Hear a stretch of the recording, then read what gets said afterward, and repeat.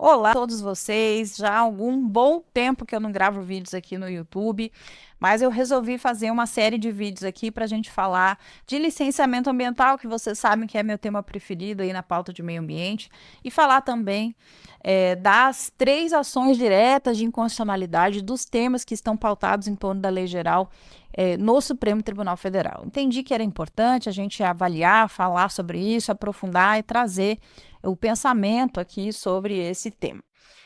Eu vou dividir então em 10 vídeos distintos, respectivos aos 10 assuntos que eu agrupei que estão em debate lá nas 3 ADIs.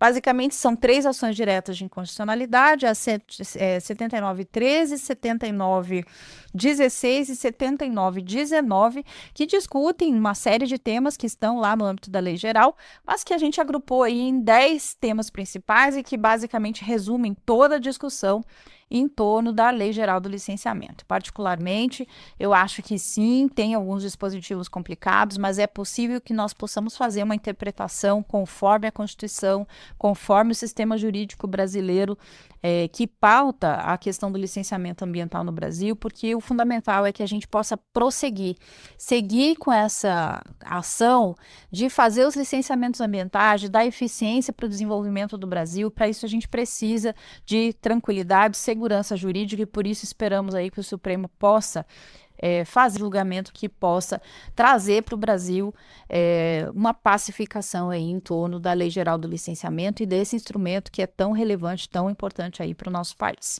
Muito bem, dentre os 10 temas da Lei Geral do Licenciamento e que estão em discussão nas ADIs, nesse primeiro vídeo a gente vai falar de tema que está sendo tratado em 2 ADIs, que é a 79.13 e a 79.16. O artigo 4º, parágrafo 1º, artigo 8º, inciso 3º e 7º da lei, e por fim ainda o artigo 3º, inciso 35 e 36 da Lei Geral do Licenciamento. A gente está falando do sistema de lista positiva. O que é isso? Que a Lei Geral veio e disse, olha, agora, siga-se lá as competências da Lei Complementar 140, então, que é a competência da União, vai ficar lá com o IBAMA, com os estados, fica com os estados, e com o município, as competências municipais devem ser seguidas. E como é que os órgãos ambientais, então, aqueles entes da federação que têm a competência do licenciamento, devem agir? Deve-se ter ali uma lista de atividades passíveis de licenciamento ambiental e definir-se para essas atividades o seu porte, o seu potencial poluidor e como decorrência dessa divisão, dessa construção, se definir ali o procedimento aplicável ao licenciamento ambiental. Quais atividades no seu estado, ou no seu município, ou na União são passíveis de licenciamento? O ente federativo entende isso. Emita a sua lista positiva e aquilo que está na lista positiva, divide lá, que é grande porte. Porte e potencial poluidor para essas atividades, e siga-se ali o procedimento que se ajuste a essas diferentes realidades. Um procedimento para empreendimentos de baixo impacto, outro, e isso estará sob ente federado competente para o licenciamento. Então, aqui nós temos 2 discussões postas em torno desse tema. Primeiro, o fato de que, se houver uma lista positiva, uma lista que contenha todas as atividades passíveis de licenciamento, atividades que não estejam na lista, em tese, elas não serão mais passíveis de licenciamento. E aqui se discute que isso não deveria ser assim, que nós deveríamos ter rol exemplificativo e que isso é risco para o meio ambiente. Contudo, é preciso que a gente observe uma interpretação sistemática de toda a lei. A gente vai ver que nos dispositivos como o do artigo 6º, 7º, 8º, 9º, que tratam das inexigibilidades ou da dispensa de licenciamento, nós vamos ver lá que a lei determina ao órgão licenciador, aquele que tem a competência, que faça o seguinte: aquelas atividades que não são passíveis de licenciamento, por exemplo, é a questão do agro, a emitir uma declaração dizendo esta atividade não é passível de licenciamento. Basicamente, o que a gente vai interpretar então? Nós temos procedimento criado na lei de uma lista positiva e uma lista negativa. Então, essas atividades aqui que são dispensadas ou cujo licenciamento é inexigível, porque o impacto ambiental é inexistente, tão insignificante que não cabe licenciamento ambiental, o órgão ambiental deve prestar uma declaração para o usuário nesse sentido. Então, aqui, a gente vê de forma muito clara que a melhor interpretação sistemática da lei é no seguinte sentido: se temos uma lista positiva Define-se lá todas as tipologias de empreendimento, seu porte, seu potencial poluidor. E uma lista negativa daquelas atividades que não são passíveis de licenciamento por inexigibilidade ou dispensa, logo nós teremos uma negativa.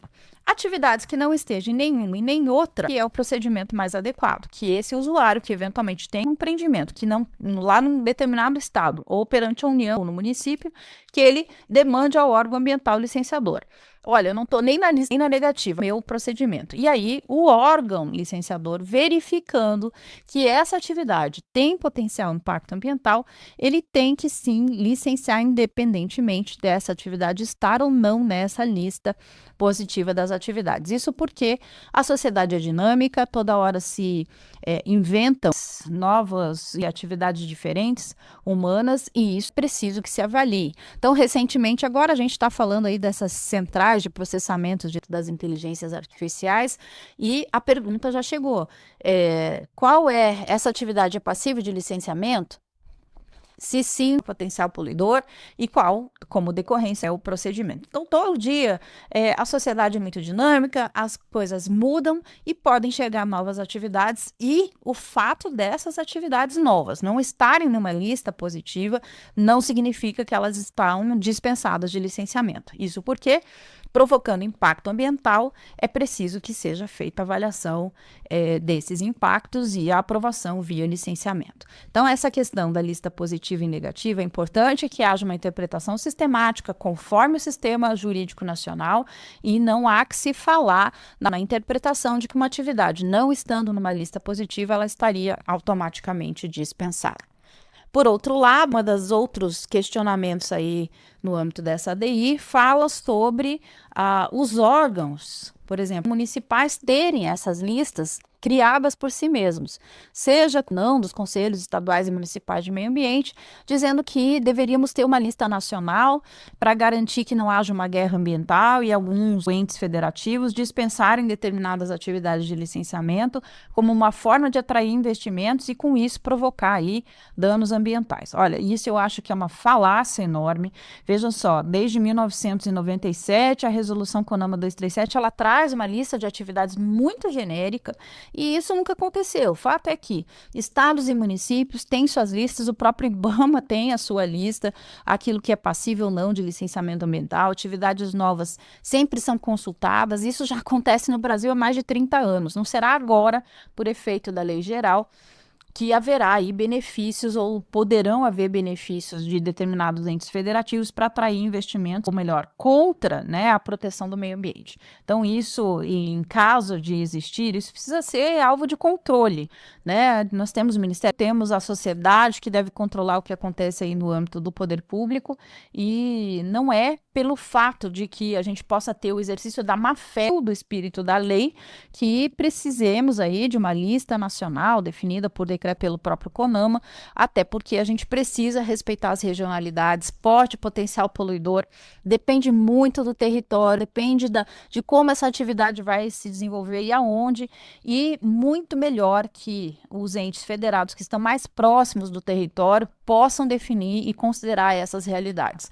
Isso porque você vai imaginar uma atividade que de repente pode ser de pequeno porte lá em São Paulo, ela pode acabar sendo de grande impacto ambiental num território como no estado do Nordeste. Isso depende muito da localidade, depende da organização social e uma lista nacional ela não tem muito para ajudar, ela talvez atrapalhe as considerações das regionalidades que precisam ser consideradas. Então, nesse primeiro tópico da ADI, o nosso posicionamento é nesse sentido, de que é preciso se fazer uma interpretação conforme para dizer a melhor prática que a gente indica é uma lista positiva, uma lista negativa, porte potencial poluidor definidos para aquelas atividades passíveis de licenciamento, com a possibilidade de novas atividades, conforme a dinâmica social demande, e fundamentalmente que uma lista nacional não é necessária, é absolutamente necessária que no âmbito dos estados, que detém aí quase 90% dos empreendimentos de licenciamento, se tenham listas consolidadas validadas e acrescentadas periodicamente,